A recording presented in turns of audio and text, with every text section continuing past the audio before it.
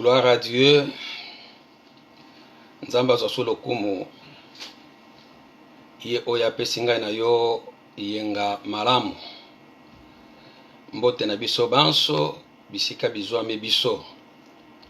Nzamba pambola yo, nzamba mona yo yo oyo ozali kolanda biso na tangu oyo.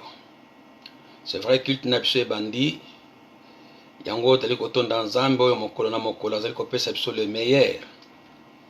Tikete nzamba sunga yo pena ali komena kosenga na ndeko nyonso bandeko na biso oyo tosi kokota déjà na en ligne toluka aussi ko partager yango toyeba na ko compartir ona ba misusu pote bango bako kokota elongo toka ko participer na culte ya mokolo na lelo. Nzamba zo lokumu ye oyo azali kosunga biso mokolo na mokolo. Azali kolobela biso, azali koyeba na ko avertir biso enfin que tozala mayele na tango oyo tokomi. Tango tokomi mikolo mikomi mabe ezali kosenga vraiment totambola na mayele tomitika te moyini a kosa biso akwa kobungisa biso nzela me toyika mpiko uta to bandaki vie chrétienne to umeli me toyebeke tokomi pene toyeba na komi lengela malamu lolenge to bandaki yango malamu to continue yango malamu pe to sukisa yango malamu. Nzamba pambola moko na moko oyo ayebi ko landa biso na yango nga na yo tokoyeba so na kanga miso na biso pe na sima na loyembo tokoyeba na kobondela nzambe kotika tan oyo nyonso na maboko na nkolo ete nkolo ayeba na komimonisa ma le Saint-Esprit vraiment ayeba na kotouche motema ya moko na biso toyeba na kokorige berere na biso toyeba na se repentir toka ko avancer biso nyonso koyeba ete gloire ndem tozali kozela biso liboso pri ya motuya oyo nkolo abombeli biso ezali liboso moko te atika la sima me toka ko avancer biso nyonso na yango sima na libondeli lisima na ko loyembo toyeba na kobondela Yesu ndeko na bolingo yo olingi nga mingi yo kufela kinga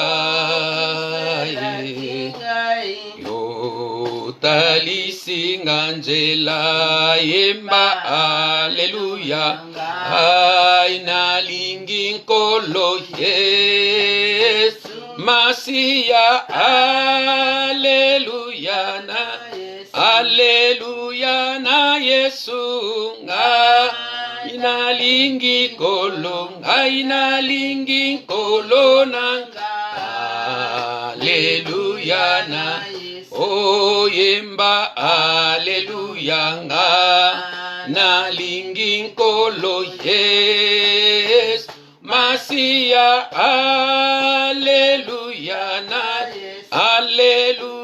na Yesu nga na lingi nkolo inalingi nkolo na aleluya na Yesu yo malamu mingi opesaki ngai bomo ekojala sena se bomo yekosila yemba aleluya ngai nalingi nkolo Yesu Masia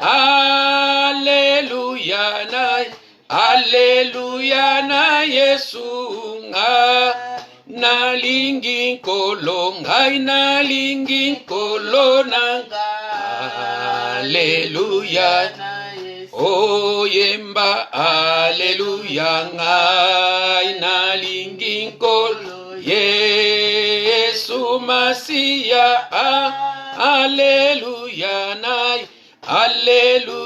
na Yesu nga nalingi nkolo ngai nalingi nkolo nanga.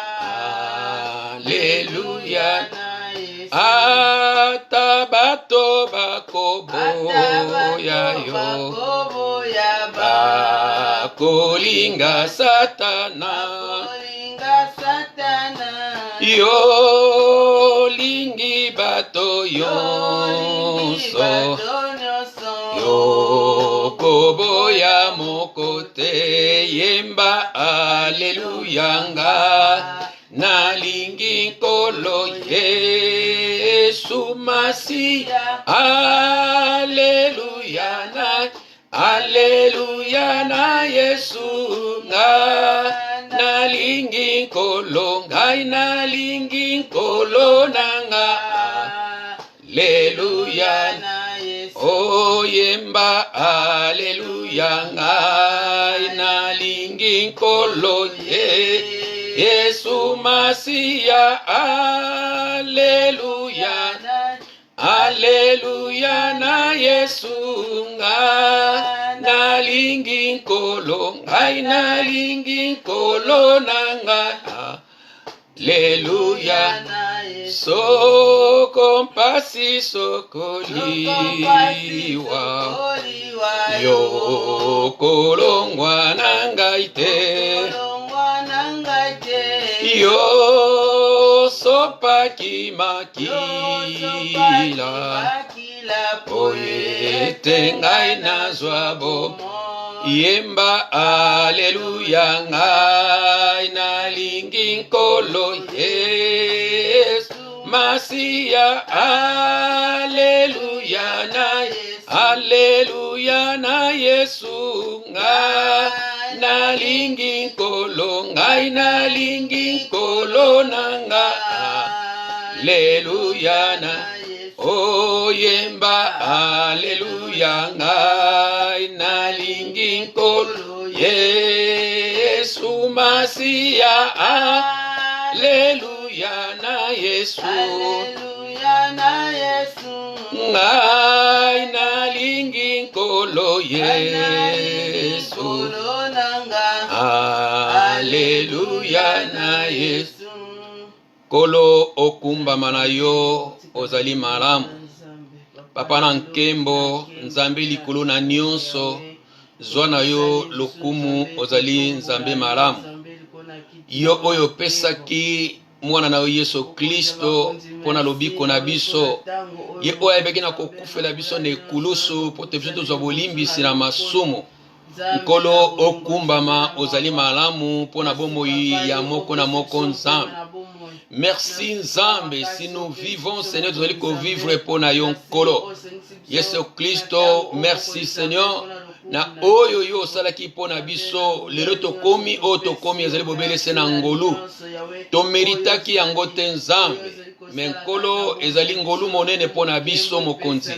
Ne yango nkolo tozali koyeba na kotonda yo na nyonso, tozali koyeba na kotombola kiti na bonzambe na yo, tozali koyeba merci Seigneur car tu es bon Seigneur pour nous Seigneur. Papa na nkembo, l'heure est venue Seigneur koyeba suna ko se glorifier Seigneur à travers parole auto koyeba na koyoka nzambe. Molimo mo santo bobele yo ko convaincre biso du péché, bobele yo ko convaincre le monde Seigneur pona lisumu nzambe na ngai. Papa sunga biso yo zali kolobana kolobela biso mokona mokolo cher Saint-Esprit. Lobela biso nzambe à travers ce message Dieu. Que nzambe posa na otokoma meilleur, posa na yo zali ete toka kobongola mitema na biso, posa na yo ezali te toka ko corriger ba faute na biso, lilobano ezali ko ya pona ko reprendre biso, lilobano ezali ko ya pona ko corriger biso nkolo, afin que tozala malamu liboso na yo nkolo nzambe na nguya. Oh, tozala sensible liboso na yo, toucher motema ya moko na moko, tikete nzambe maloba oyo kokita nzambe kolo. Maloba oyo ezala oyo lingi pona libota na yo nzambe. Ezala maloba oyo na bomo ina moko na moko ezala ainsi dit l'Éternel Seigneur. Nzambe na nguya lobela biso tomitiki na maboko na yo, topusani na sena makolo na yo nzambe. Lolenge Maria pusana kina sena makolo no pona koyoka yo nkolo. toliko yoka yo nzambe lobela moko na biso nkolo nzambe na mikabi na maboko na yo moto ya liboso koyeba na kolobela ngai nzambe mateya oyo liboso ngai nsima na ngo bao bayoki mosusu nkolo nzambe na nguya nazali koteya bamzumbe nazali komiteya nanu ngai moko nkolo nazala exemple na sena oyo na kolobela mo nazali kolobela na esika oyo nkolo le Saint-Esprit leka na kodynamiser Seigneur maloba oyo nkolo ezwe sika na bomoi na biso totambola yango nkolo emema biso nkolo ti na vie éternelle nkolo na ntondi yo na kumisi yo ozali nzambe malamu lokumu ezonga bobele epai na yo na nkombo na yo Yesu Kristo mokonzi mobikisi mpe mobateli malamu amen. Bien-aimé dans le Seigneur, na pamboli yo na kombo na Yesu Kristo pe nazali kopesa yo mbote yenga malamu tango ekoki oyo to partager sur maloba na nzambe moto ko vivre kaka na lipa te me na maloba nyonso ezali koyeba na kobima na monoko na nzambe nakumisi nzambe koyoka message ya mercredi oyo pasteur ebeke na kokabola mpona biso thème c'était nous sommes des ambassadeurs ou envoyés de Dieu. Nkolo atindaki biso nkolo apesi biso mission tokende ko réconcilier mokili na ye. Alors obiso nyonso tozali ba membre ya corps ya Christ biso nyonso tozali l'église de Dieu tobengami mpona ko exhorter ba pagano baya na nkolo tikete nzambe asunga ngai na yo e na nzela na biso nzambe azali koyeba na ko exhorter mokili na yango na tango oyo ngai nde naza koloba ngai naza boyese molobeli comme ambassadeur de Dieu nzambe azali kolobela yo azali kolobela ngai kotala mingi te kibomoto na ngai me tala oyo nzambe alingi ko communiquer yo na mokolo na lelo pe azali ko communiquer nga na mokolo na lelo. C'est vrai lelo oyo yo nazali ko continuer toujours na chapitre 3 donc nde na yebeki na ko subdiviser yango en 3 ya chapitre 3 ya Philippiens lelo tokotanga na chapitre 3 ya Philippiens de 17 ti na 21 na suka. Vraiment ezali livre ya Philippiens ezali livre moko ezali lettre moko vraiment kitoko o bazoko talisa biso tozala toujours na esengo pe azali kozongela ngo tozala toujours na esengo. Alors nzambe azwa lokumu na oyo azali kosala kati na biso tozali koyeba na koexhorter moko na mosusu kati na mokili poto continuer chemin oyo tondimaki chemin ya ekulusu to koma kino na suka na yebete na première partie na yenga oku na mosusu na antérieur ya mosusu na liboso na totangaki de chapitre 1 kuna teba na kokita ti na 11 tobilaki sur la religion ou relation tomona ke eza eloko ezali ya mutu ezali toza na relation na nkolo puisque la religion tebi que le légalisme eza toujours kobakisa likolo mibeko likolo ya grâce babakisa mibeko epe tebaki na koyoka yenge uti koleka sur ya courir vers le but mutu nyonso tu oyo asalaka athlète nyonso asalaka akimaka mbango aza but na ezali a gagner prix but na ezali alonga. Alors ngana yo toza na but mibale nkolo atiela biso ya liboso ezali la perfection to koma lokola Yesu Kristo. C'est vrai na mokili toko atteindre yango te okoko mona pasteur na yo aza pe na ba faute oyo okoko mona kati na ye.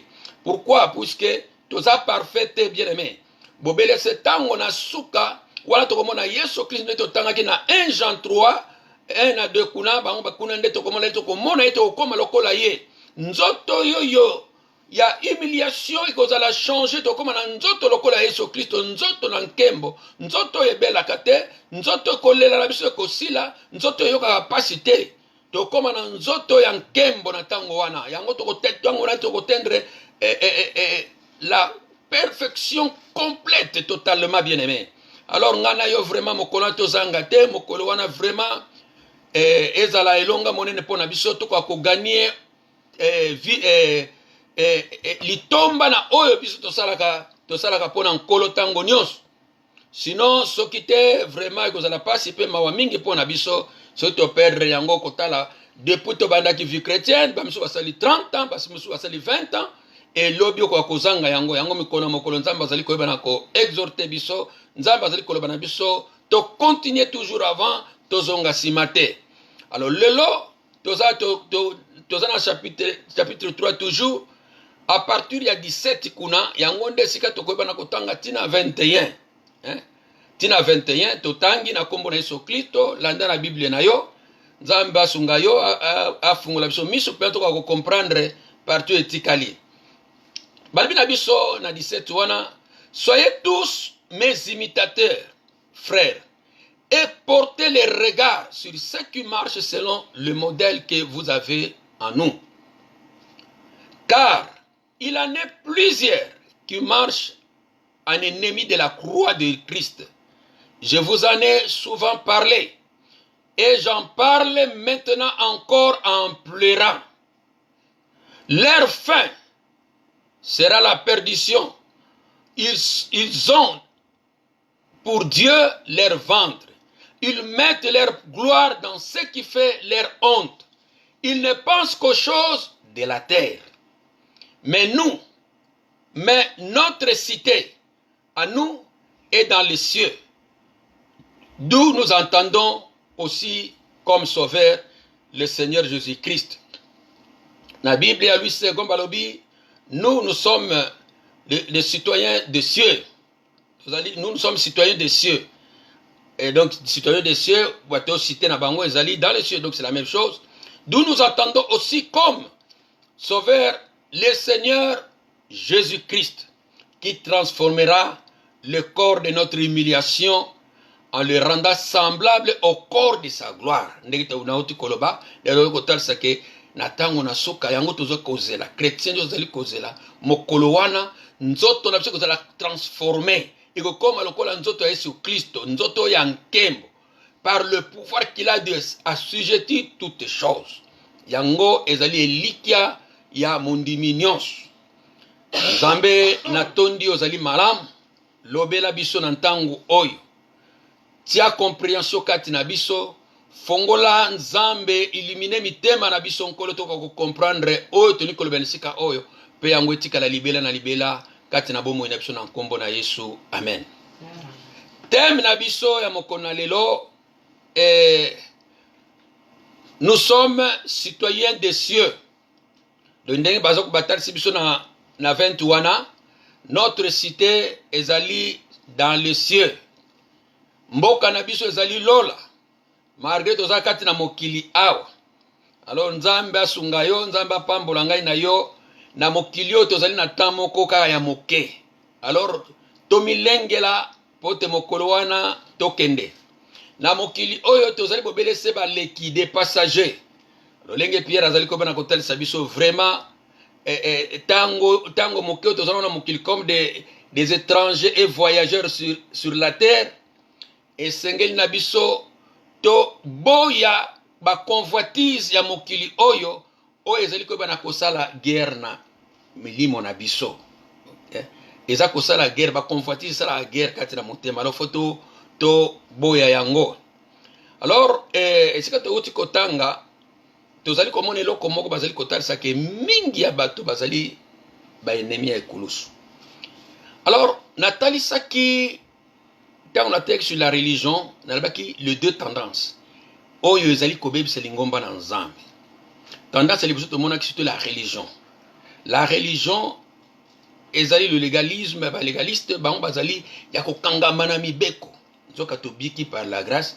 Tomona ki l'exemple apôtre Paul comment yé pas azalaki moko akangamaki na religion moko azalaki légaliste mais suka na yango ti asalaki rencontre na Jésus a commis na relation na Jésus, c'est là où azwaki lobiko abi nyonso to amonaki yango pamba. La religion ezali problème pona lingomba. La religion likolo ya grâce azali koba na kobakisa ba loi azali koba na kobakisa makambo. C'était ça le problème de l'église. C'était des juifs baye bazali koba na kobakisa likolo ya grâce ba paye bazwaki bazoko bakisa loi katsangenga kolia oyote kozonsa oyote etina mokona lelo makambo wana eza ko continuer. C'est pourquoi tozali kolobela yango la religion koti makasi mingi na kati na mokili mokolo na lelo. bato bazwi grâce babakisi o ezali mibeko likolo kolata pantalon te mwasi kosala boye te kokangisa suki te kopakula mafuta te kosala boye te misusu mpe bapratike ya mabe bazopakula bato mafuta bapaster wana toyebi koma basuki na mabe koma bakwei na bato wana. Alors biloko wana yango te bible ezali kotinda biso tomoni bamiso batambola na bamaseke ainsi de suite. Donc comme moto alingaka bapratique tomoni comment ezali komema bato mingi na libebi mpe bato bazali kobana kobunga nzela. Alors tokeba na oyo etali la religion oyo bapratike ya mabe ezali mabe. Alors deuxième tendance ezali justement deux tendances moko ezali très opposées. La tendance wana sikoyo ezali le libertinage. Christ nous a appelés à la liberté, mais ne faites pas de cette liberté un prétexte de vivre selon la chair. Pour vivre selon la chair, c'est un libertinage, c'est une liberté. Christ a bien sur la liberté, mais tu n'as pas que liberté, c'est une limite, c'est une discipline. Alors, il y a tendance à la libertinage. Le libertinage, de la même manière que la religion, grâce au tozu lobiko na kolo, va changer, va bakisi mibeko. Alors le libertinage, grâce au yoyo, tozu na kolo, va longoli ango valeur, va do pesa grâce ango valeur te. C'est ça le libertinage. Ba dit ko vivre selon la chair, ba zali ko sala makambo ezali ko sepelisa nzambe te, ba za ennemi ya ekulusu.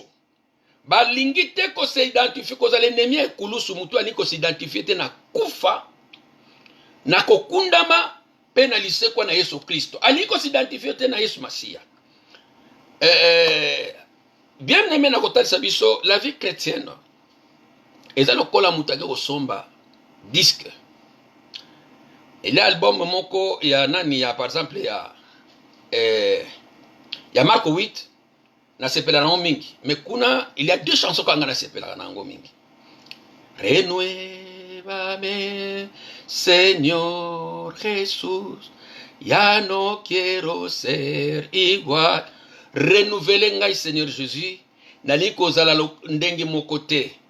Pesa ngai motema na yo. Pote nyonso ezali na ngai, nalingi nazala changer. Nalingi na koma ya sika nzambe na ngai. Donc nzembo wana na sepela na mungi, pe nzembo mususu yote busko. Donc yango banzembo mbalenga na lingaka. Mais songa na kena librairie ko somba CD wana na kokende te na poni. Na poni kaka na lingaka Renuévame, na lingi kaka yote busko. Donc fona somba disque wana nyonso. CD wana nyonso fona somba yango. Na banzembo na sepelaka nango penza te. Na ona lingaka mingi nyonso fona memango na ndako. Nyonso fona memango na ndako. C'est ça le problème de la vie chrétienne. Tondimi Yesu Kristo. CD moko bo ezali la Bible. Auteur Jésus. Kuna maloba na nzambe ezali kuna. Il y a des choses oyo to sepelaka na yango. Soki to yoki yango to ezali ba héritier du ciel. Alléluia, amen. Eza malamu donc okoyoka ba CD ya kitoko ba nzemba kitoko na disque wana. Mais il y a aussi ba manzembo mosusu yoko sepela na yango te. Esengeli toko fona Kristo. Makambo changé. Est-ce que tout la persécuté makambo changé. Na Matthieu 18 nazolanda conversation l'air Pierre a tuni Yesu Kristo quand tango tuni Yesu Kristo le Seigneur. Biso totiki ba famille na biso tolandi yo. Nini yo biso tokozwa comme litomba. Yesu Kristo lobi na siècle oyo bokozwa les centiples. Bokozwa ba famille. Pe bokozwa ba persécution. Mutako ndi ba persécution azate ozu ya malamu mais siko les persécutions sous satiago. Bokozwa ba persécution bino bolandinga. Et puis nasuka nango la vie éternelle. Alors tozomona kuna disque ngo beti kitoko et beti kitoko mais soka nango disque ngo beti mabebo oyo batu balinga ate mutu moko alinga persécution azalite batu baboya ka persécution mais pona Yesu Kristo Le lingue qui quand je prêchais sur la religion, apôtre Paul a lobby, s'il s'agit de souffrir pour Jésus. Na koyeba na ko s'identifier na souffrance na yepé. Alors les gens to linga ko souffrir té. Alors c'est ça bato balinga bapono kaka malamu na diskango. Aponi ya malamu oya passe atiki yango. Mutu moko ta linga souffrir obabengaka les épreuves de la foi alingi yango té. Alors les gens obabengi ya libertinage balingi ko vivre na ndenge na bango ya mokili balingi ko kufa te na ekulusu. Eza tendance moko ya mabe oto moni yango na kati na église ya oto mona bosoto lolenge nini eza na kati na église bato bazotambola na débauche même des serviteurs de Dieu babali lisusu azwaka mwasi mususu kuna misusu bakomi na des femmes ainsi de suite na kati na lingomba lelo l'église le christianisme valeur eza kokita. Pourquoi? Puisque bosoto escroquerie vol posa mokili eza na kati na lingomba bato bazo konye ko sambela mais aponaka kaka oya bien nzambe yo lobaki mais oyo mususu wana yazo linga kosala ngote akufa na Kristo alingi kosala te akufa na ikobo alingi yango te akufa na escroquerie alingi yango te akufa na kimoyibi alingi yango te alingi kaka oyo ya malamu yango yazwaka yango tozo te alelo sur la libertinage. Bien aimé dans le Seigneur ezali loko moka mutuya ngana to ebana ko comprendre les caractères de Dieu. Les gens là de liberté, il y a liberté, il y a libertinage, même les serviteurs à libertinage, on a tendance à diminuer les grâce dans Nzambe. Et là, on a kotalisa yo la grâce de Dieu. Ce qui ont allé koiba na kozwa yango na maseki, le lingue Bible lobi, kozwa grâce de Nzambe na en 20, suka nango tokomona apôtre Paul atalisi, bato bazola na makambo esikani bakosuka. Les chrétiens balingi libertinage. Et si kani bako suka bien aimé. Tozui grâce na Nzambe toyoka ngo mutu azosala mabe. Tozala tango grâce. Nzambe na mawa. Eza malamu. Bien aimé, c'est vrai. Mais toye bango malamu. Fona yeba ba caractère nyonso ya Nzambe. Les dieux otobengi Dieu d'amour, azali pe Dieu bon, azali pe le Dieu de miséricorde. C'est vrai. C'est ça oyo bato mingi balinga ko utiliser. Mais loko to bosanaka azali un Dieu juste, azali un Dieu saint. To bosa na kayango mingi. Tozo kende kaka, donc na soki na kena Bible tozo soka ko ngana sepela kana yango. On a sepela note na tiki. Mais yo titango ganga, Dieu d'amour, Nzambe ya mawa, Nzambe na mawa. Ti total sa biloko na me photo total sa nyonso. Toye bake azali Nzambe moko santo. Parmi le caractère de Dieu, caractère où ils suprême en Nzambe, c'est un Dieu saint, saint, saint. Alléluia. Bien aimé. Azali Nzambe moko boule. Akoki kosangana te na masumu. Le son nazo vivre na masumu. Donc naza séparé na naza na communion te na ye. C'est pourquoi ce n'est pas étonnant bato bazo kota mabondeli bazo sa eloko moko ezoleka te. Pourquoi? Parce que communion est le kamutuya o mutu sengela zala nango azala na Yesu Kristo pona azala nango pote vine kende malamu tozo mona même koko na biso Adam azala ki na communion na Nzambe babi ke Nzambe bana ko visiter Adam prison na Nzambe zale pas na Adam mais quand Adam azala ki masumu azala lisumu automatiquement séparation ekotaki communion wana ebe na kokufa e kozala séparé na Nzambe kozanga communion na Nzambe ezali kufa ate oza kotambola ezali kufa. C'est pourquoi ezali très important kozala na Nzambe. Donc la sanctification c'est quoi? La sanctification ezali botiami pembeni. La sanctification ezali kozala séparé na masumu. C'est pourquoi Christ a ebeki na ko sanctifier biso atie biso pembeni. Balbi na biso tozala mokili, mais tozala mokili te tozali un peuple mis à part, sanctifié ezali batie biso pembeni pona Nzambe. Mutu aza ko se sanctifier azali ko se kakabona na masumu, asangana na masumu te. Alors te beke Nzambe azali saint. Alors caractère wana Nzambe ezali caractère moko suprême. Soko tangi na Bible, otangi par exemple na nini na tango soko moni likole fungwami. Mingi okoyoka ba ange kaka babelelaka santo santo santo baga babelelaka te amour amour, amour et l'éternel. Babel la raté, juste l'éternel. Babel la raté, miséricorde, miséricorde, miséricorde le Seigneur. Mais Babel a un caractère suprême. Caractère de sanctification. Dieu est saint, saint, saint. La sainteté de Dieu.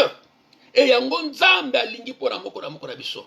Apôtre Paul azali ko bana koloba na 1 Thessaloniciens 4:3 kuna alobi ete ce que Dieu veut de vous c'est la sanctification. Bien-aimé. La sanctification c'est quoi? Vie séparée de péché. Yango ezali posa ya koleka na nzambe na ngai na yo bien-aimé. Alors tango so likolo fongo na utu koloba soko tangi na Esaïe 6 kuna okuta ka Esaïe a vie tango amona ki ba séraphin bazobelela nini? Saint, saint, saint est l'Éternel Dieu des armées. Le ciel et la terre sont remplis de ta gloire. Alléluia. Donc likolo de musala na ba okaka saint babele la kate ba tribu mususu tolinga mingi mais à saint, saint, saint. Tango kena na Apocalypse la même chose.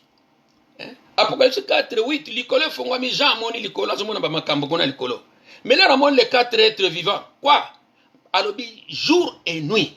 Musala na ba okaka saint, saint, saint, saint et l'éternel Dieu. Saint, saint. Donc boule, aza boule. Ya koleka bien-aimé à tel point que le péché en a cicaté penenaye. Bien-aimé. Alors, bien-aimé dans le Seigneur, tous la vie chrétienne dans le sérieux, ton dima caractère wana ya busanto ya nzambe. Toti kala caractère azanzambe na mawa, azanzamba ko yekilo mawa tango sala ba bêtise na yo, tozo yela ba nzambe na mawa. Non, bien-aimé, faites beaucoup d'attention à ça. Nous devons enseigner la Bible, pour enseigner de tous les caractères de Dieu. Alors, azanzambe na mawa, azape nzambe wa bengi nzambe moko juste. Na justice na akosambisa ngai na yo.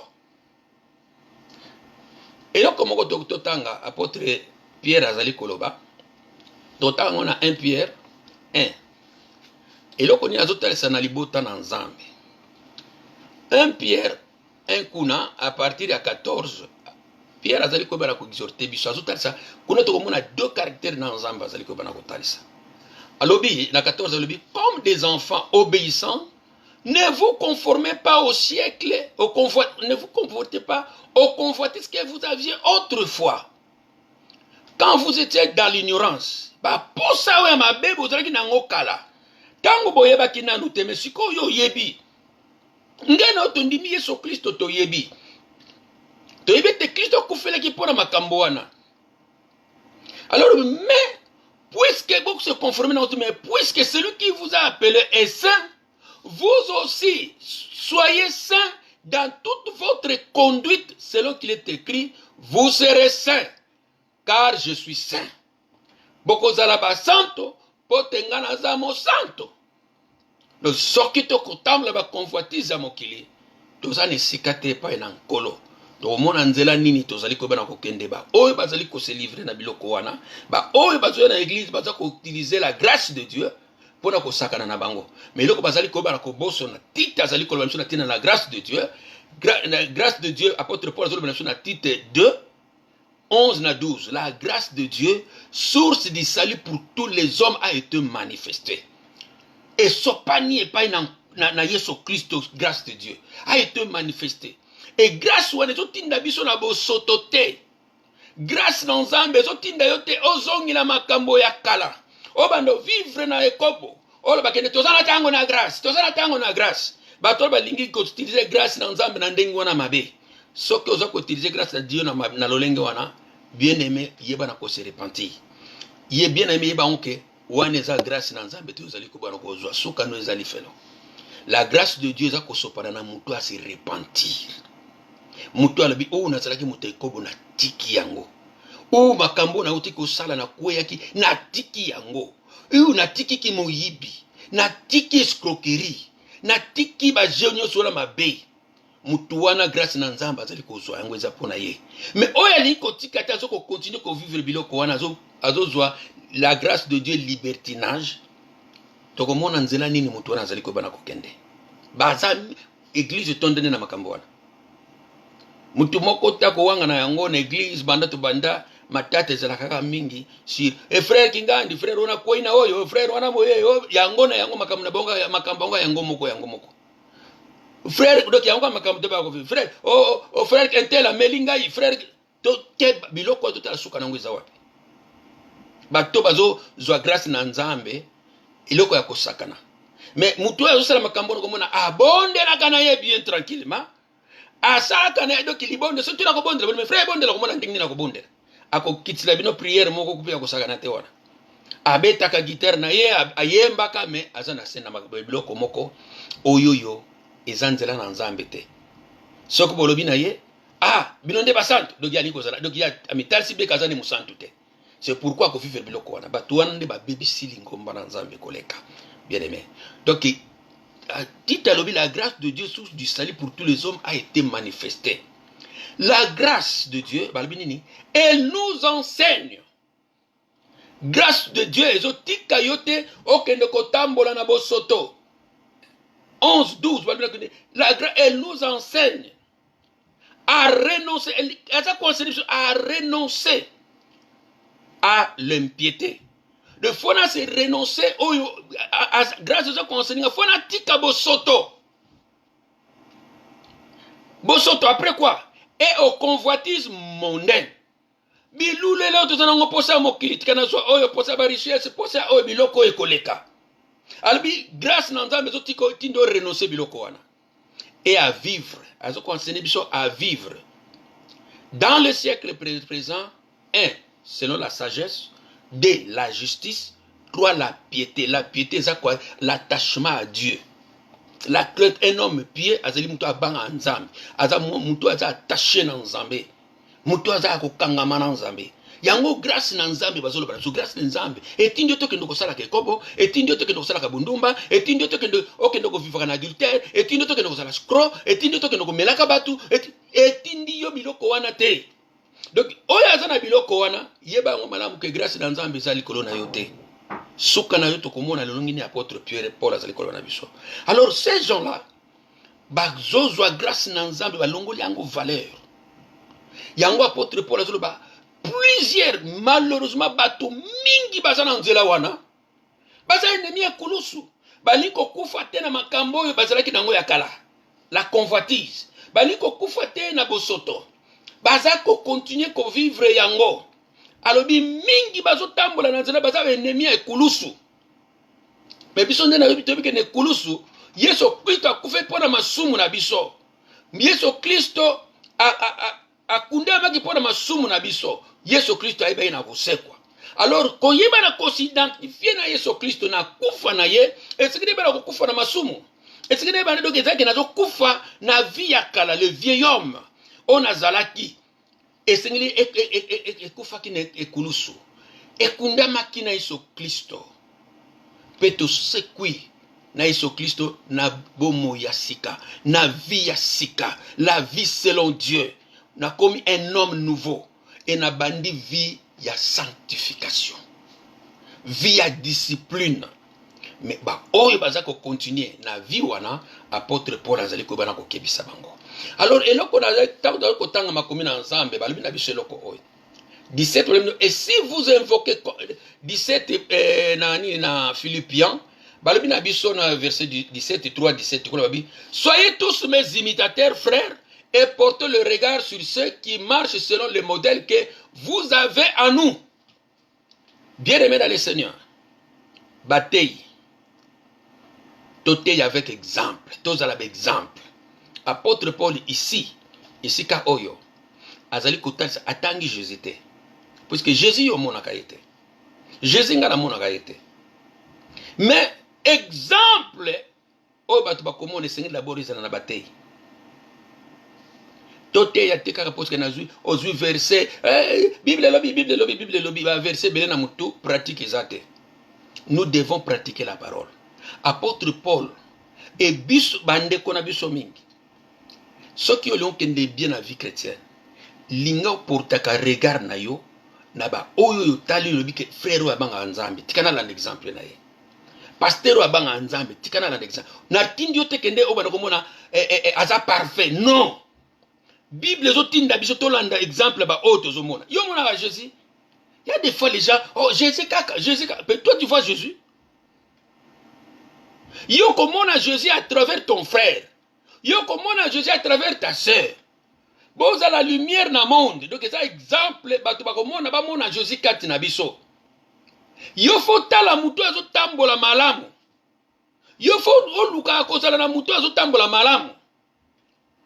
Bato bato tambola exemple ba enseignement autouti ko pesa bino apôtre Paul alobi.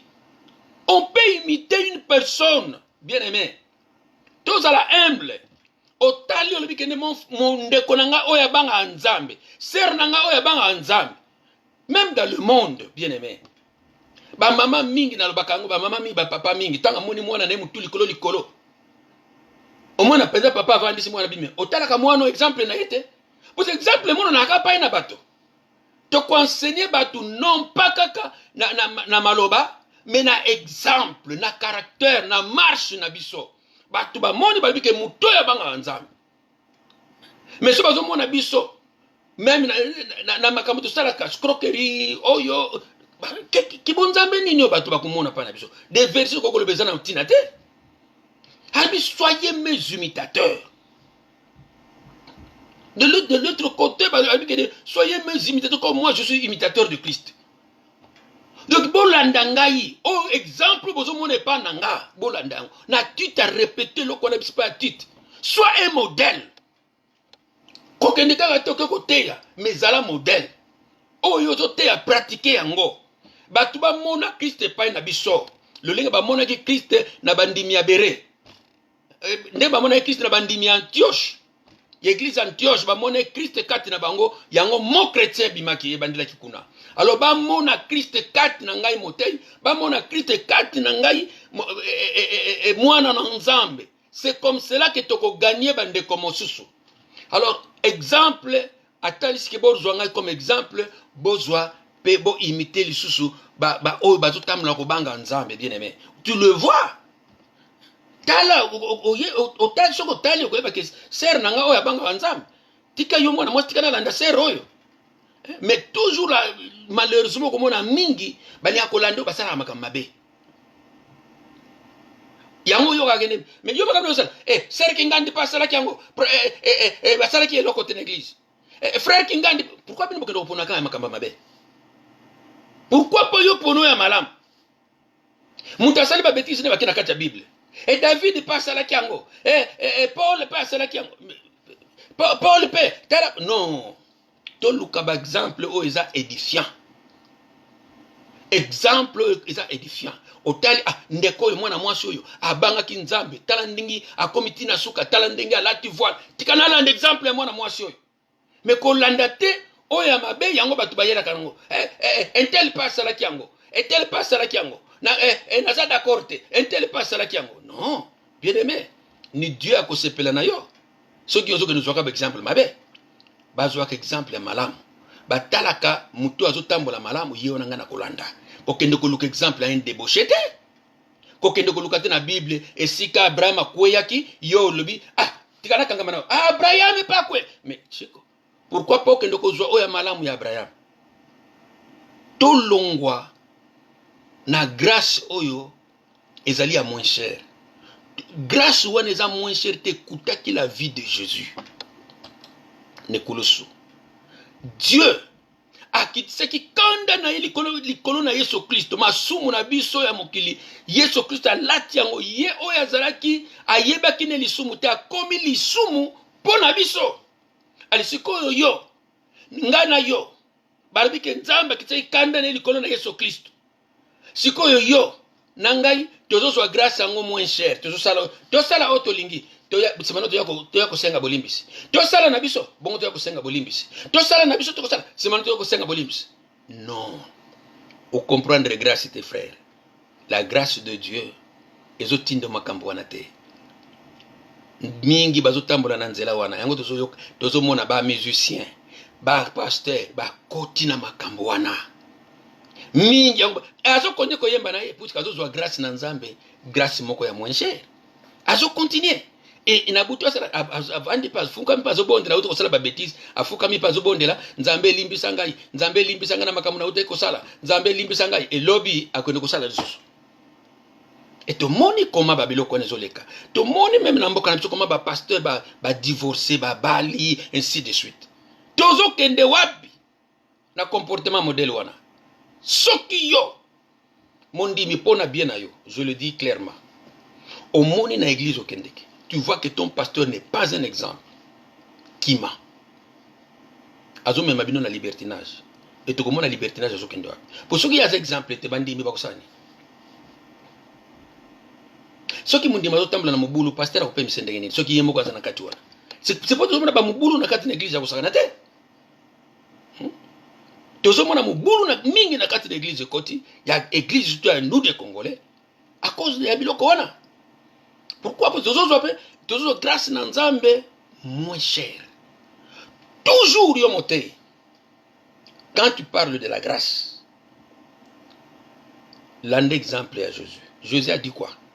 La Bible nous dit, la grâce et la vérité sont venues par Jésus. La grâce et la vérité. Toujours, talisa mutu grâce, peut talisa mutu solo.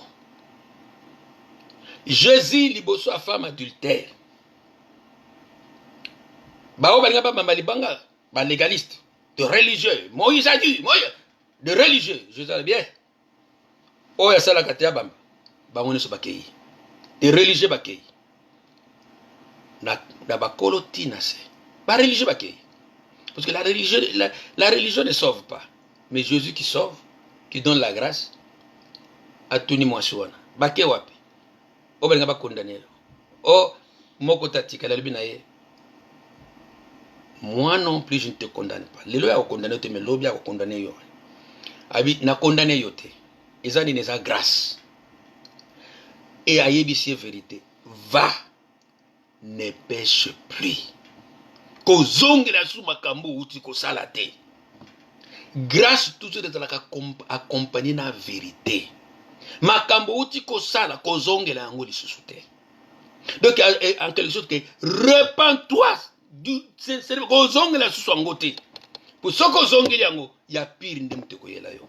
La grâce va, elle a toujours accompagné avec la vérité. Au monde ici, mutu grâce, talisa est la vérité. Frère, makambo sala keza mabe. Mais non pas de grâce, grâce, grâce. Oh, miséricorde, miséricorde, miséricorde, compassion, compassion, compassion. Mais il est Dieu saint. Bongo Dieu saint au tiango. Bongo Dieu juste au tiango. Parce que ça y est. C'est pourquoi, bah, toi, là, vas continuer dans mon boulot dans l'église. Donc, Tobima. Na libertinage to bima na kotasaka bato grâce moko ya moins cher ato sali yango nzamba non e ba teyo ba kena nzela wana mingi ba fo jida zolo bila bango jida zali kotal salibini kende to lité pona foi o le de se fois kango une fois pour toutes et pas ya pas ya ba yekoli foi donc la saine doctrine de tozwa ki yango to lité pour nous puisque ba impi ba faux bazali ko changer la grâce de Dieu en libertinage bazali ko changer la grâce de Dieu en dérèglement donc ba règle zate libertinage immoralité sala no ndengo lingi mulimo kam te kontaka nzamba talaka mulimo donc yangonde donc bazali ko changer yango na ndengo wana de makambo wana eza ya sikote ti tozo monango et bandi banda na tango ya apôtre. C'est pourquoi baza ko telemela yango. La grâce est une division na mabete. La grâce c'est le but kende apôtre Paul azolo ba clairement na Romains 6. Pécherions-nous afin que la grâce abonde? Faut tout tamla masumu pour te grâce et abonder. Alors non, jamais. Ce que biso to kufina c'est comment to ko vivre na masumu? Soki to kufi totika kotambola totika kozwa grâce to zuna nkolo un prétexte bana ko vivre la libertinage to vivre selon la chair ba posa wana balobi ke yango bimaka kanda na nzambe na Colossiens 3 balobi biloko wana ngome maka kanda na nzambe. Donc totika biloko wana soki tolingi tomona lola. Soki te oyo aza na se na biloko wana. Oyo ateyaka biloko wana kazotala grâce moko ya moins cher. Ayeba onke la justice de Dieu ezali. C'est un Dieu juste. Akosambisa. Na oyo azoteya biloko, surtout oyo azoteya biloko wana. Ozomema bato na libungi. Oza na problème ya koleka. Posi ba Bible ezolo ba malamu kende. Ba docteur bazala mingi te kati na bino. Docteur est enseignant. Pote toko sambisa makoleka. Parce que biso faut la lumière kati na mokili. Ko talisa maloba na mzongo ezali mais siko so le contraire. Yeso le bien ko bakisa. Oya ko bakisa. Aza na problème. Oya ko longola pas aza na problème. Donc mutu aza ko bakisa, ezali religieux, mutu aza ko longola, ezali mutu aza na libertinage. Alors biso ba serviteur de toke ba faut un équilibre na katika twana. Na yeba ke ona zo ko luwa ko bakisa la peuple de Dieu qui nazo bakisa la bango, nazo mema dans la religion na keba. So ki pe nazo ke na mona libertinage, grâce, na yeba ke nazo longola. Oyo nkolo atindite. De photos à la vraiment avec beaucoup d'attention totea maloba na nzambe to kakola yango te lo lenge nzambe azali. Le ciel existe, l'enfer aussi existe. De tous à la vraiment na bokebi autres la peuple de Dieu et yo pozo ka maloba na nzambe lingo tambola peza na bokebi. Soko za na se na babiloko nazali koloba linga obima na se na biloko wana pote un jour au mona nkembo na nzambe. Alors, chapitre 18, car il en est plusieurs qui marchent en ennemi de la croix. Donc, l'ennemi de la croix, il y a expliqué. Il y a expliqué que Moutouana Linko Koufate, Namasumu. Il vit Namasumu. Alors, à vivre Namasumu, non pas seulement à ennemi de la croix, je vous en ai souvent parlé. Et j'en parle maintenant encore en plein. Nazo Lobamona Maina Miso. Na Maina Miso, Nazo Lopona Batouana Baza ennemi à Ekulusu. Bali ko souffrir te, bazali ko vivre dans la chair. Nazo kolobango na mai na miso. Yoka suka ya batoana. Car 19, leur fin sera la perdition. Leur fin c'est l'enfer. Soki nazana biloko wana. Oh nazalaka mundimi, nasambelaka, nakena na kilotoka takaya mtu kubikisa yo. Et tu continues à vivre dans la chair, na ba confortiser la chair. Yeba yango malamu, apôtre Paul est catégorique. Il dit clairement que sokana bango ezali felo. Perdition libungi. Aloba yango même na église ya 1 Corinthiens kuna na 6.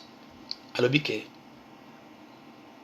ba miyibi, ba tonandumba, ba luli, ba skro. Ba okota lola te. Boyebi yango te. Église de reine. Boyebi yango te ki ba lulu ba tona ba okota lola te. Je vous le dis déjà. Et awaza ko répéter que bato bazo vivre na libertinage soka na bango eza libungi. Ozo sala oyo lingi oyo sepelisaka nzambe te osalaka nango tranquillement tu vis dans la chair ndengo ozalaki kala alisima nango obondelaka na yo koti soki jeune soki nini vous croyez que oko gagner nzambe ça? Non. Même si tu donnes la dîme et ko servir on le côté tu vas terminer na ba dîme na yo na ba jeune na yo dans l'enfer soko tiki makambo te. Abisuka na bango ezali la perdition. Ils ont pour Dieu leur ventre. Nzambe na bango libumu na bango. Donc nzambe na bango za ba petit na bango, ba posa na bango. Ba tondi sami na ba posa.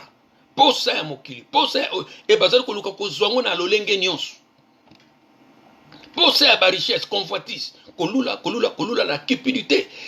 Posa ya ba richesse, posa et toujours même na ndenga mabe ya zo zwango. Suka na yango. L'enfer.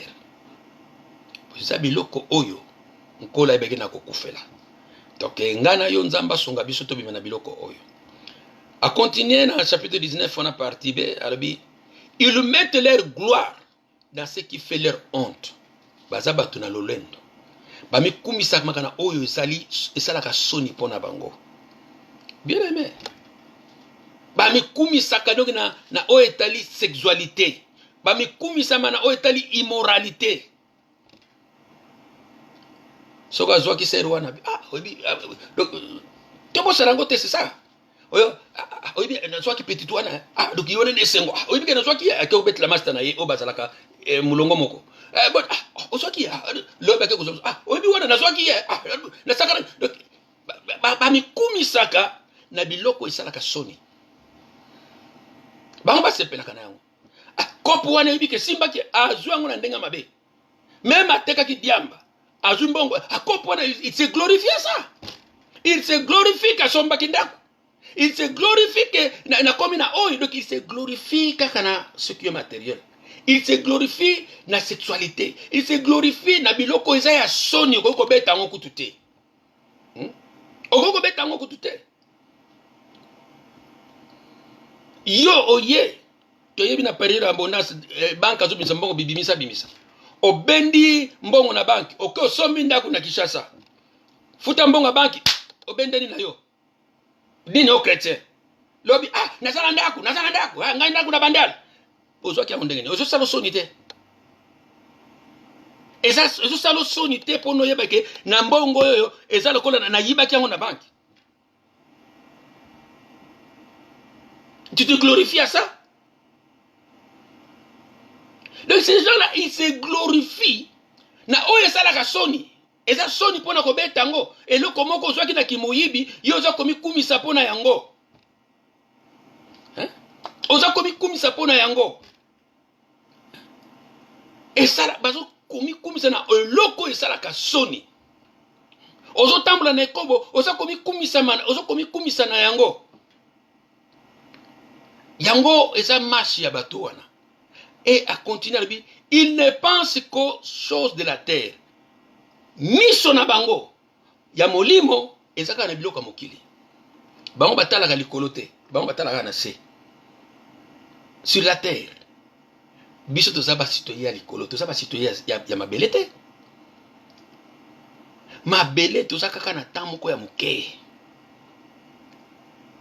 Toza ba pèlerin. Tozo le kalabiso nzela to apprendre banda kotala ba papa na biso bien aimé lelo ngaso na katika ba papa na biso par exemple na vandi nazotala tozala ki na papa nazotala papa za biso te aleki Kongo atiki yango aleki otal tata leki akei cousin akei noko akei eko peso mayele te omona ke na mukili toza ba passager omona ete yo chrétien nationalité na biso moko te nationalité na ye ya libele ezali mboko ya vandi même Congo na to bundelaka eza nationalité ya libela te que oto tira ba makelele Congo eza nationalité ya libela te yango batalisi biso non. Les gens se lèvent, de chrétiens se lèvent, de pasteurs bazo telema ko finga Kabila yo pasteur ozola église ba finga Kabila. Bible ni nango wana ibiso makambo wana. Bible ni. Vous croyez que okozala éternellement na Congo? Nationalité ya Congo tozana ngo ya tango moke, temporaire ya mokilio. Même en espagnol, même en américain. Eza nationalité moke. Mais nationalité ya libela. Yango mais notre cité à nous est dans les cieux. Nous sommes les citoyens du ciel. Nationalité na biso ya libela yango nde sengeli to batela yango sengeli nazala na yango parce que ya libela ba nationalité on ezaka mibale citoyen du ciel ou citoyen de l'enfer. Ya libela de yango wana siko yo bundela o eza éternel ozo bundela kaka o ya se c'est vrai ezali malamu tolite pote génération ko na sima Congo ezala malamu yango libondeli na biso menga na kosumuka te pona Congo na kofinga te pona Congo. Jésus est venu aiko kuta ba juif baza ba wumbu ya ba romain esika ni nomona ki Jésus azobunda pona yango esika ni bomona ki Jésus azofinga César esika ni bomona ki Jésus azako lité pona kibowumbu na bango na ba romain. Il dit clairement devant Pilate, mon royaume n'est pas de ce monde. Et il dit clairement pour Nabiso, Pour Nabiso, clairement. Vous n'êtes pas du monde. Keba yo chrétien yo kangami na makambo ya monde. Oh lingi ozomona ke nationalité non, sokyo leki. Okufi nationalité na yo wana ezalaki na okaka tango muke au place nzamba tiaki yo ya congolais. Ezalaki na okaka tango muke o nzamba tiaki yo américain. Ezalaki na okaka tango muke o nzamba tiaki yo comme espagnol. Ko se vante na yango te. Parce que ça nango ya tango moko muke tu t'en vas. Oh bah leki même président Mobutu baleka est-ce que nationalité pas ba nationalité na bango ya ceux qui zéro ezo connaît comme bango ba komi non ba misusu bazali nationalité na bango eza ba citoyen de l'enfer misusu nationalité na bango ezali citoyen des cieux oh ba tamla ba nzambe tambola na ko banga nzambe bien aimé yeba ete luka o eza ya likolo ko lukate o eza temporaire oko vivre bien na kati na mokili awa au soutien enfer. Et à quoi sert? Gisèle, à quoi sert à un homme de gagner le monde? Et si tu perds ton âme? Parce qu'éternellement, il faut le connaître éternel, bien aimé. Pas autre chose, bien un héros, même dans mboka, un héros. Il y a milimo na bango ezawa. C'est regrettable sur le côté de l'enfer.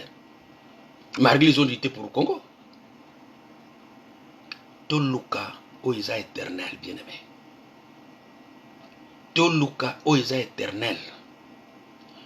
Toyokolite po na mboka na biso, mais tobosa na kiteke toza ba citoyen du ciel. Kobosa na yango te. Na kosumuka te po na Congo. Na okelo mabe te po na Congo. Pote na yebiki na za moleki nzela.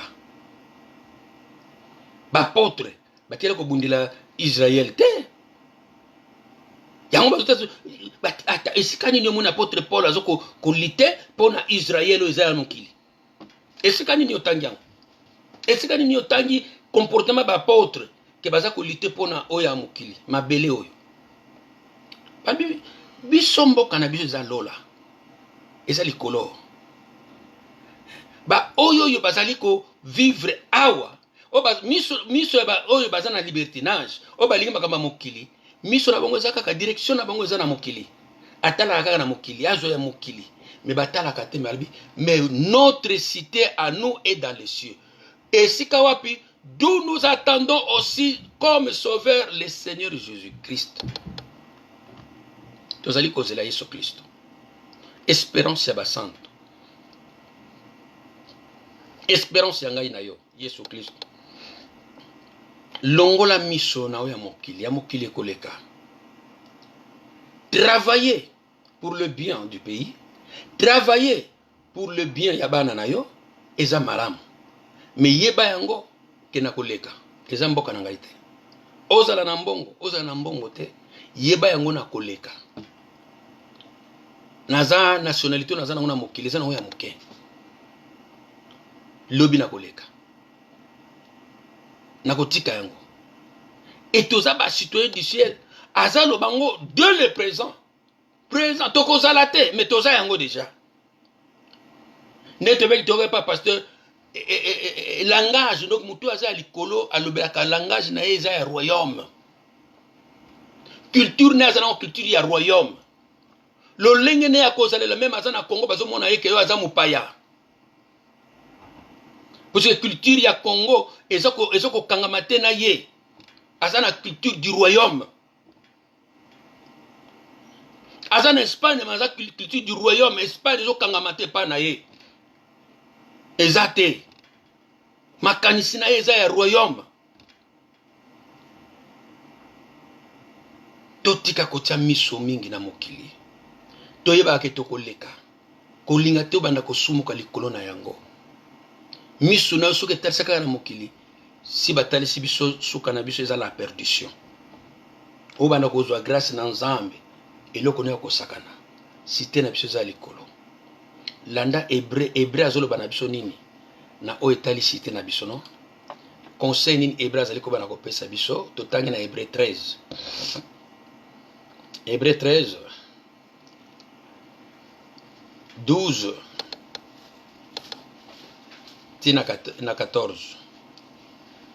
Hébreu 13 12 tina 14 bali na biso C'est pour cela que Jésus aussi, en fait de sanctifier le peuple par son propre sang, sanctifier le peuple à part, le peuple de Dieu, à part, le peuple pour sanctifier le peuple, Jésus, pour sanctifier le peuple par son propre sang, a souffert hors de la porte. La porte, c'était de la ville Jérusalem. Hors du monde. Jésus a souffert qu'il banda à Jérusalem, a souffert na kati à Jérusalem te. Abima qu'il banda pour nous sanctifier peuple abakama ki na ngomba ya Golgotha ezalaki libanda ya Jérusalem. Yango pour nous sanctifier peuple abima qu'il banda puisque Jérusalem eza ya yete, mokili eza ya yete, royaume neza ya wana te. Et conseil ni bazo ko pesa biso balbi na 13 balbi na biso na 12 balbi na 13 balbi na biso. Sortons donc pour aller à lui. Bima na mokili oyo, bima na Jérusalem. Bima na comportement ya mokili, sortez na milieu ya mokili, na comportement ya mokili. Tu es du monde mais tu es dans le monde mais tu n'es pas du monde. Tu es citoyen du ciel, ozali citoyen ya likolo. Oza citoyen ya mokili oyo te. Vivre comme mopaya na mokili oyo. Vivre comme mopaya. Ba yekol ba vivre comme mopaya ba paya yango akomaki yango bien Pierre. Kol ba ete comme des étrangers et des voyageurs sur cette terre. Parce qu'on a vu que destination na yo eza mosusu. Alors destination il faut déterminer aussi ko vivre te na mokili comme mutu akovanda libela na mokili. Mingi tuzo vivre kola na kozala na kovanda na libela na mokili. Naza kwa accumuler le kola mutu akovanda ka libela na mokili. Mais nzoka na yebike na kotika yango na kokende. Lobi nzamba ko sambisa ngai. Lobi nzamba ko sambisa ngai. So o baleki Congo ba kozongela ngo lisusu te bien aimé. Ici na o ba kufaki pona Congo ba kozongela ngo sote. Kobosa na yango te bien aimé. Tozala na yango. Ba kozongela ngo sote c'est fini.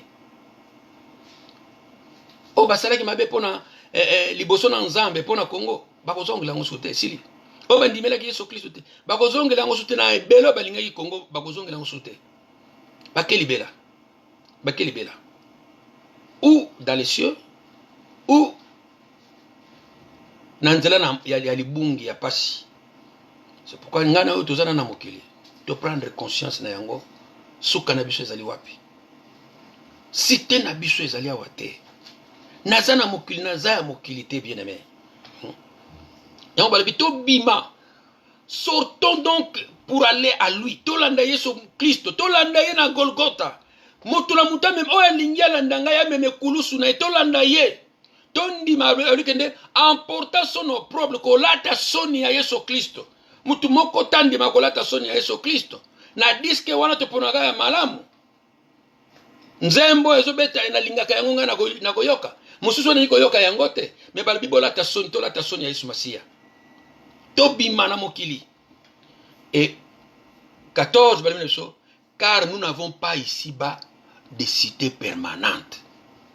Ba répéter yango lisusu. Toza na cité libela te.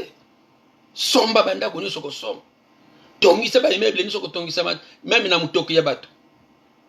Même oyibi mbongo. Non, na soki na immeuble, c'est bien. Mais lobi ko tika yango. Mwana dokola tiki yango take.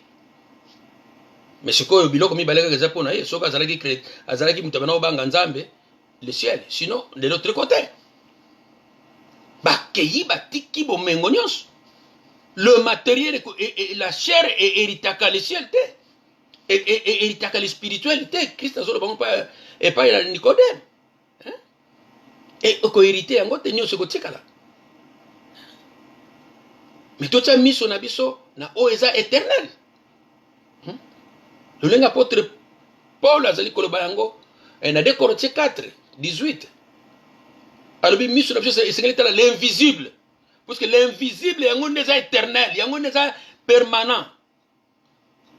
L'invisible est invisible, est permanent. Mais o est visible, o yo mona kandako bakiti mbongo soko mukokei etikali wana. E olanda yote.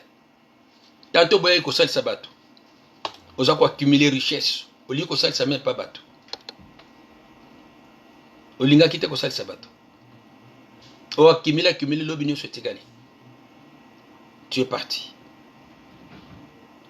Mais comme bana ensemble, quand la terre a mimi azotal sabiso tango nyos, de pratiquer ce qui est bon. To sala malamu, to luka bolam, to luka kimia, to luko est éternel, to pratiquer de bonnes œuvres, puisque biloko wana ba mesala malamu, yango nde est éternel, yango ko ekolanda biso. Mendako ekolanda yote. Mbongo ekolanda yote ti otika yango wana ti ozokende okosimba ngo sute tika lona ba malango. Sala makam malamu. Pote makam malamu yoko sala, yango ezokende na éternité.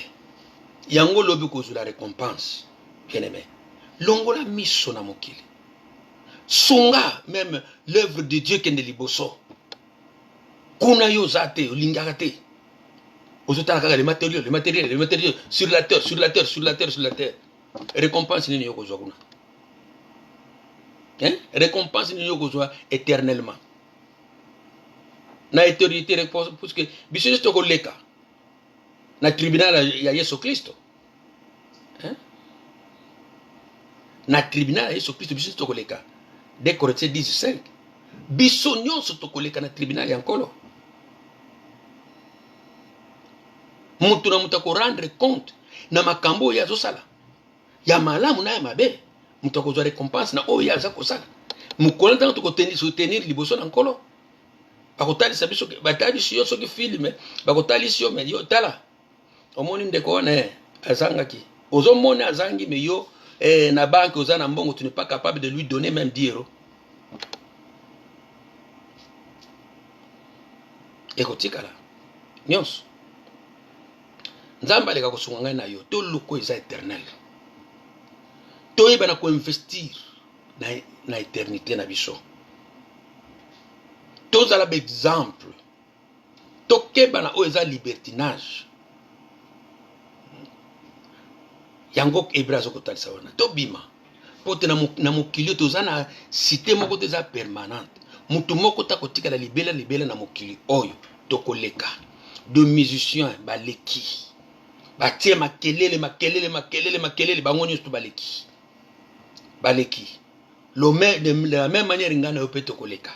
Mesuka na biso tambola ka yango tia una mutuke naza ya mokili te potena konyo ko vivre lokola bato ya mokili tambola ka na culture du royaume bato bakomona yo bakoyeba yo a partir bato muto ya zakaka différent un chrétien partout aux ali si tu appliques la au vivaka parole bakomona aux différent keba na bato batambola na libertinage. Apôtre Paul dit qu'il est catégorique na batouana. Na Corinthiens azali kolobango na 1 Corinthiens 11 kuna na suka zoloba. Abi je vous ai dit que bozala na relation te na bato mokili. Bozala na relation te na bato mokili. Mais na position mon côté eux ezali absolu. Pour sinon to kobima na mokili. Pour ce faut to gagner bato mokili. Faut to gagner bato mokili donc relation na bato mokili ko zala teke total. Mais nazo ba kene mutu aza mokili komana na luka na benda ya en Christ. Mais ko zala teke na koma pire na ngamoko boye to liaka na ye ainsi de suite to zala ka so ba moni ye. Non, il y a des moments où on a mais il y a des moments où on a aucune idée. Il y a des moments où on a zana ba chrétien. Alors albi bobi na nepse bo na relation te mais zana position mo absoluté. Sinon to ko bima na mokili. Nzoka musatu zana on kata mokili. Et à l'obi o est catégorique. À l'obi maintenant je vous le dis. Un frère, une sœur, c'est nommé chrétien. Le frère ou sœur a mis bien chrétien de bolane na kati église.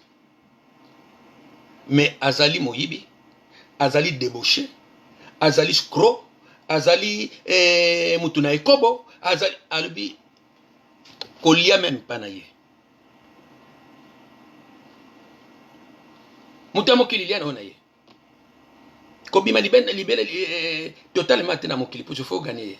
Mais muto yoyo oya vivaka na libertinage to solo basikoyo. omoni ya vivaka na libertinage comprendre que lelo azwaki oyo lobe azwaki oyo lelo azwaki yo wana yo kangama na ekaka okangama na ekaka lokola chiko yo kanzi bana nzamba kosepela na yo kangama na moto modele wana papa nini yango asepelaka mwana na yala ndaka momeli bangi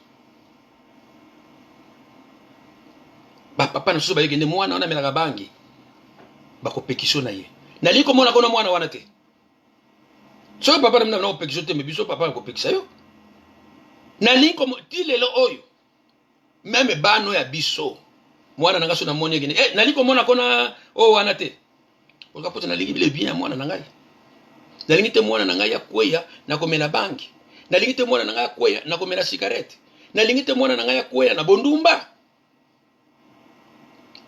Alors nzambe yozwaka si tu es un père tu vas comprendre Dieu soko zalaka papa okoyeba nzambe comme papa eloko nini yalingaka te pona biso.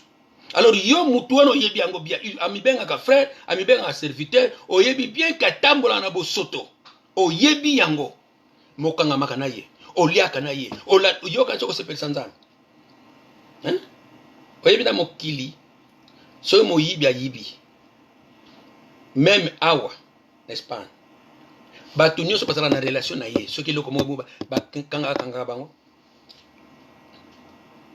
bakanga bango mpona bayeba source ezali wapi nakini bana benga mo bareseler oyo tanto eloko yango aki moyibi elekaki na maboko na ye onunga na sombaki na oza reseler yo mpo oza moyibi reseler moyibi mosusu mpo yo oyebi eloko wana aki moyibi mais yo osombi yango onga na sombi na nga kaka oza kose justifie pa na nzambe non eloko nyonso euti na ndenge mabe kozwa yango te ni kosomba yango te yo oyo yo oyebi ke moi frère oso nazolanda ye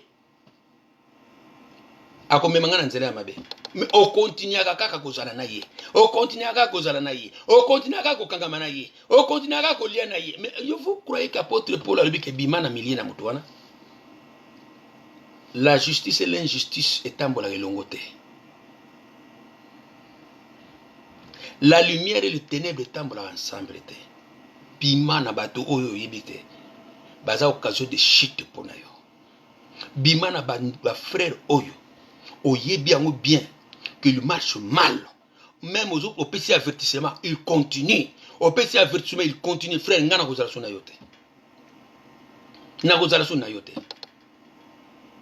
parce que la Bible est catégorique il y a les apôtres balai catégorique avec kolia même pas na mutu motindo wana mais nous tous la responsable ya vie na ye soki yo mutu na yango yo bando konye kolanda continue mais yeba yango bien que tu ne plais pas papa.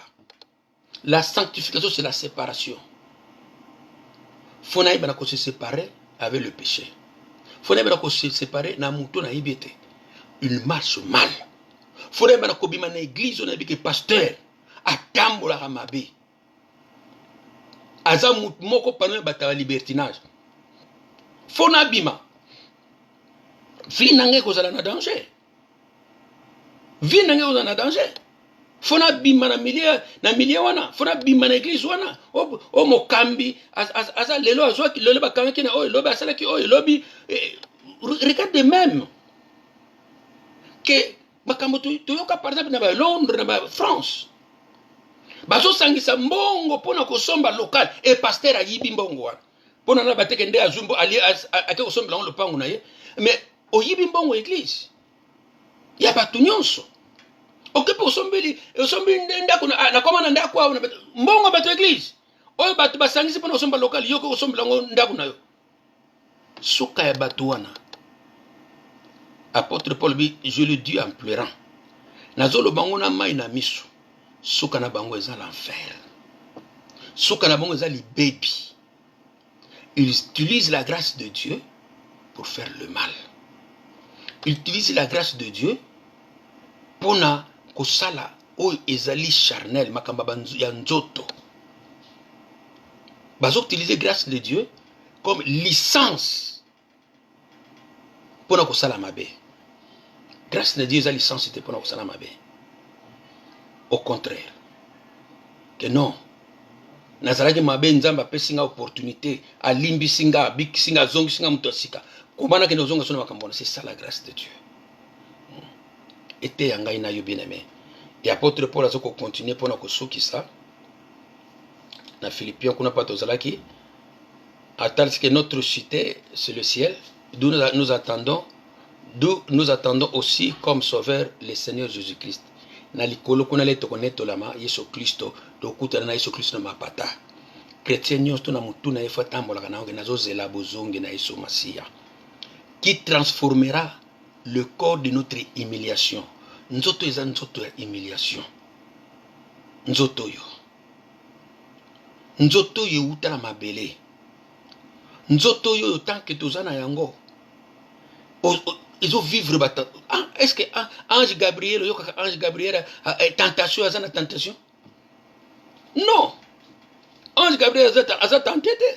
Mais ngano na nzoto toza tenté, lito dehors crainte dedans. Hein? Mais to rester ferme, bien-aimé. Nzoto ya humiliation. Naba malade. Na nzoto ange Gabriel abela raté. Pour ça nzoto lokola bisoté. Alors combien de ça kozela nzoto la nzoto na ya nkembo. Hein? Yesu Christ ko transformer nzoto na biso. Malade kozala te. Kolele kozala te. Kufe kozala te. Ange Gabriel to yoka tekende ange Gabriel akufi.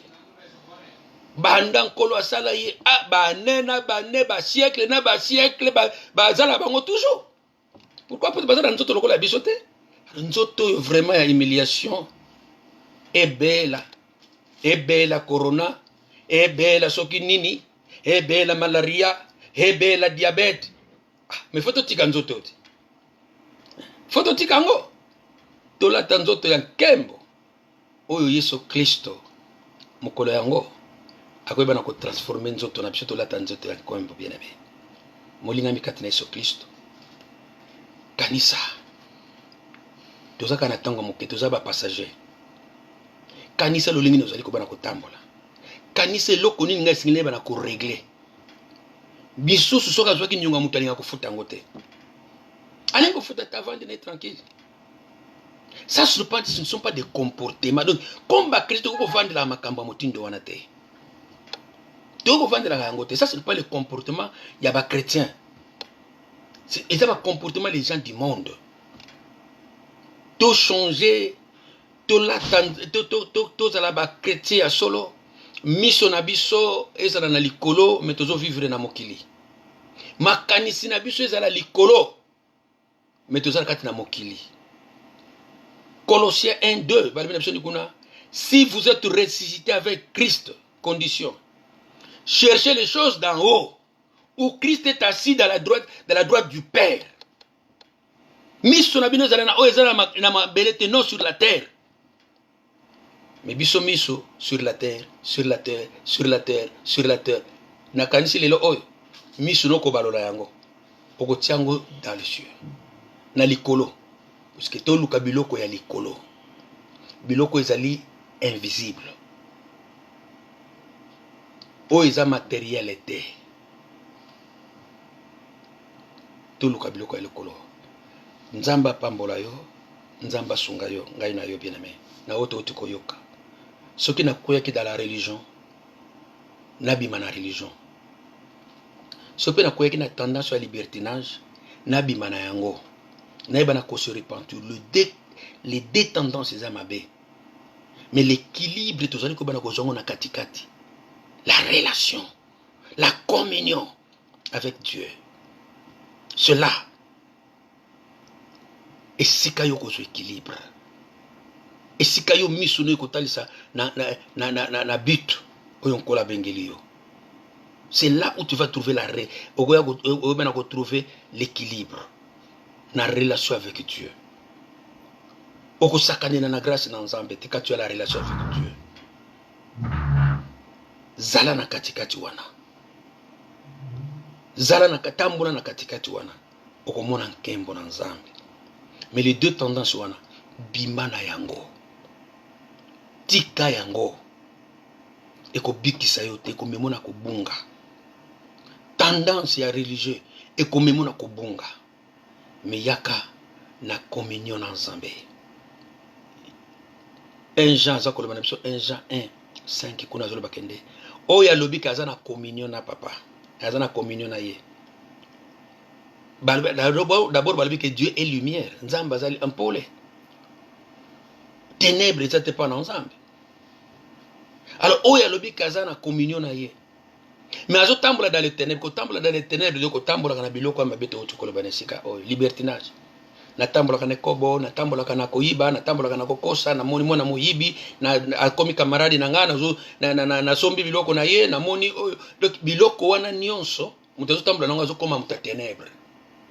Le kobo azo koma muta ténèbres. Ko albi ke mutu akolo bakaza na communion na ye et atambola na biloko wana aza mokosi. Vérité zana yete. Mais surtout azo na lumière.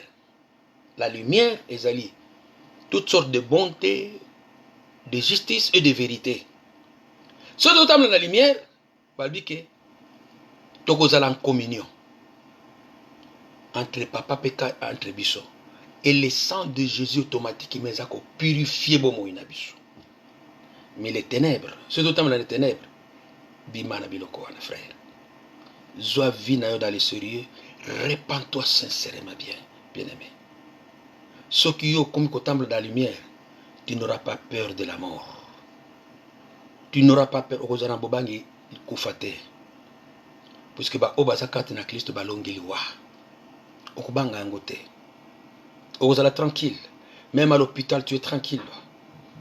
Que l'air soge kokina kei. Et je sais là où je vais. Nzamba pambola ngai na yo. Na oto oti koyoka mukolo na lelo. C'est ça de se repentir frère et c'est quand vous allez quitter. Nzamba ko kitate potalo bana yo ngana ngina yo kana non. Nous sommes des ambassadeurs de Dieu. Et Dieu a zako luka réconciliation na nzela na biso. Yo nano yamba Kristo te. Ozana sina biloko wana. Nzamba zana posa na yo. Na mokili ozana tango amoke. Tika to pesa bomo na Yesu Kristo. Ozo lobiko bomo ina seko. Alléluia. Amen. Éternel notre Dieu, je te remercie papa car tu es bon. Merci Seigneur pour la parole Merci Nkolo pour le discernement que nous donne toujours, tu nous donnes toujours Seigneur. C'est vrai que mokili ezali akoninga na nzambe, sunga libota na yo nzambe, batato tambola na sagesse, na justice, paix, na piété Seigneur. Tozala toujours attaché na yo, tozwa grâce na yo vaine te Seigneur, mais tozwa grâce na yo dans le sérieux Seigneur.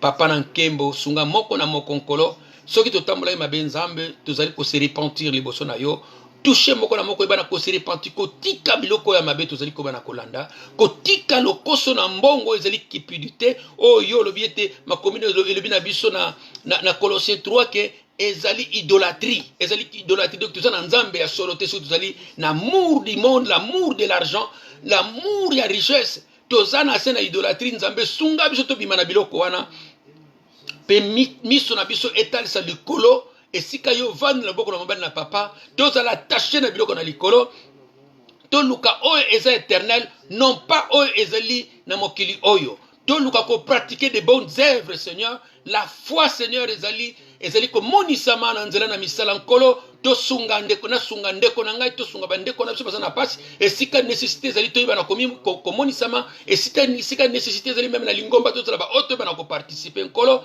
tozala ba oto ko salisa bato bazali komitungisama tozala ba oto bana ko consoler nkolo ba o bazali kolela tozala ba oto ko pesa kimia na ba o bazangi kimia nzambe na Israël tozali extension na yo kati na mokili oyo pambola moko na moko yokika mateya oyo nzambe yango ebotambi makati na bomo na biso o ba ko se repentir nkolo sunga bango bakende liboso o ba ko zo mateya o dans le sérieux pe ba ko luka ba se repentir nzambe sunga bango ba prospérer na o parce que ba se repentir nkolo na bomo vina bango kende liboso na nkombo na yo Yesu Kristo to bondeli boye ce qui ko permettre nzambe le mercredi encore tokoyeba suna ko sangana tokoyeba suna ko en ligne na culte ya mercredi à partir de 20h. Nzambe pambola moko na moko na kombo na yo Yesu Kristo to bondele yo petolobi amen. Yenga malamu bien aimé nzamba pambola yo nzamba pambola moko na kombo na Yesu Kristo to bondele boye amen.